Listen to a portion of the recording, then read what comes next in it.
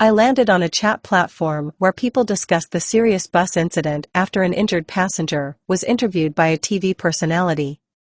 Nearly everyone that jumped on the bandwagon had only has one thing in mind: long-term jail sentence for the bus driver. Few had any concerns for the well-being of the injured. It seemed that the very first person that opened her mouth laid the foundation for the rhetoric. Although she never penned a word again, the argument was set for the demise of bad bus drivers. There is a crowd that believes that we live in a simulation. If you believes that, then everything you do is pre-planned by your game master. Then we are mere characters in a game responding for outside stimuli. It also seems so. You have an open mind and look at how others go about with their lives. It also implies that we don't really have a say in the broader aspects of our lives. We just go through with laws and rules that are written in the game. Let's assume the universe has predetermined this earthly game with the two biggest role players, God and Satan. Now what can be the aim of the game? Is life like a chess game where winning means manipulating the chess pieces and getting the most from your pawns? Chess is not only winning, but how you complete your game. Some people play dirty. They used to say back in the 80s when I played rugby for fun, you win the game or you win the fight. And as it stands, the team with the highest score, by hook or by crook, is declared the winner. Now if God and Satan is at war in this game, they can use pawns as fodder or fighters to achieve their respective goals. Eliminate pieces in a cunning way or outplay the opposition. Is it more souls or quality souls? Weak players, normally losers in a panic, removes anything and everything from the board, but eventually they still lose. Holy people say the devil is in a panic. His time is running out, so he causes destruction amongst God's children. God supposedly plays fair, believe devotees. He goes for quality, not quantity. While the devil takes every soul he can remove from the game, God has his chosen few. His game is well planned. Just look at our natural lives. Darkness rules. It is a fight for survival. We have accepted it. Even governments play for the dark side. See how life breaks down around you. Satan is taking the major pieces and wreaks havoc, the board of life. But what he does not realize is that the simple pawn can win a game and be crowned to something bigger one day. We mortals are mere pawns on this board of life. It always seemed that the good few is leaving this life while the wicked stay behind and grow stronger every day. And create more havoc daily. Even the police, that's supposed to help us, seems to be corruptible. I know from experience that if you get rid of one evildoer, 7 others stand up to fill their space. There are people that are in cahoots with the devil. They help build his empire on earth, not knowing that this empire is but a temporary one. And when their work is done, he discards them without a second thought or glance, taking in his next batch of disloyal supporters. You cannot just leave the game. You will pay with your life. If your time is up, people in the know say in order to stay in the game, you must make a blood sacrifice.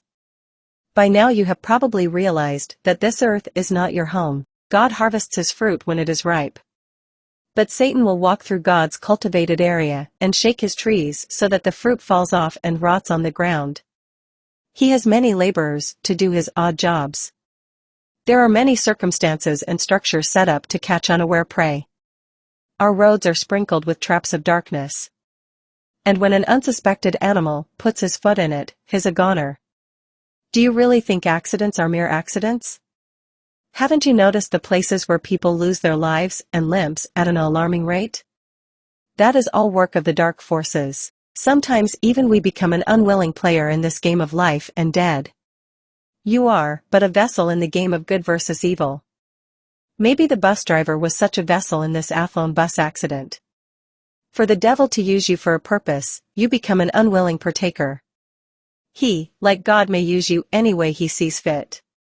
You must just be there at the right time and right place. This whole happening, I find very strange. It was bad weather.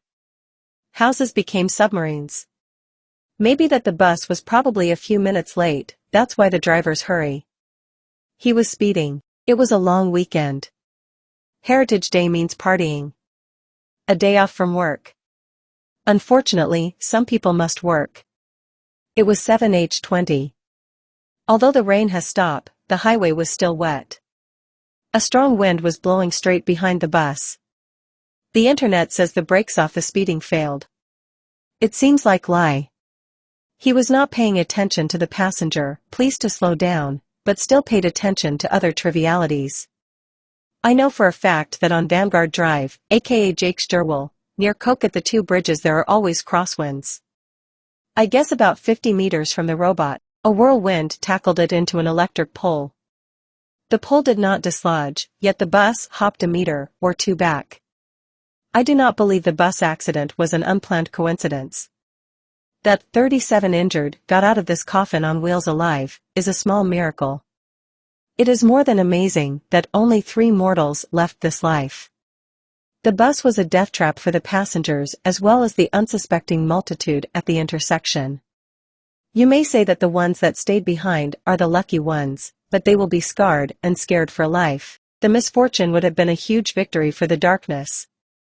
But the hand of God intervened. My father used to say the angel of death never leaves empty-handed.